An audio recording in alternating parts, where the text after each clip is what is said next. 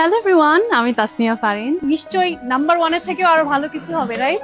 Dhallywood superstar Shakib খানকে আমরা সাধারণত পর্দায় দেখি অ্যাকশন, রোমান্স আর স্টাইলিশ লুকে। তবে ব্যক্তিগত জীবনে তিনি ঠিক কেমন মানুষ, সেই অভিজ্ঞতার কথাই এবার শেয়ার করলেন অভিনেত্রী তাসনিয়া ফারিন। সম্প্রতি গণমাধ্যমে দেওয়া এক সাক্ষাৎকারে তাসনিয়া ফারিন জানান, ব্যক্তিগত জীবনে শাকিব খান অসম্ভব শান্ত স্বভাবের একজন মানুষ। তিনি বলেন, কাজের প্রতি শাকিব খানের ডেডিকেশন সত্যিই প্রশংসনীয়।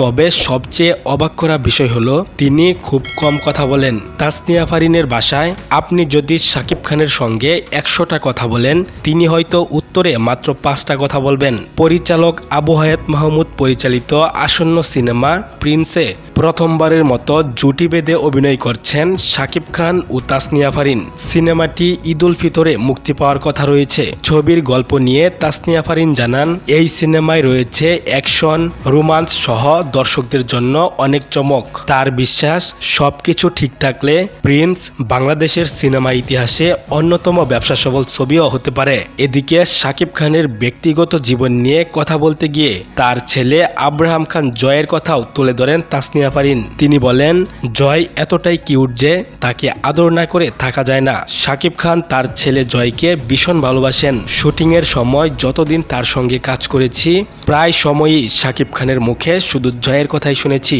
ছেলে জয় ছাড়া যেন তিনি কিছুই বুঝেন না। এমনকি শুটিংয়ের কাজে বাইরে থাকলেও তিনি ছেলেকে খুব মিস করেন। উল্লেখ্য, জনপ্রিয় এই অভিনেত্রী তাসনিয়া ফারিন গত 11ই আগস্ট 2023 সালে শেখ রেজওয়ানকে বিয়ে করেন। এ ধরনের আরও বিনোদন জগতের সর্বশেষ খবর জানতে আমাদের চ্যানেলের সাথেই থাকুন। ভিডিওটি ভালো লাগলে অবশ্যই লাইক, কমেন্ট ও শেয়ার করতে ভুলবেন না।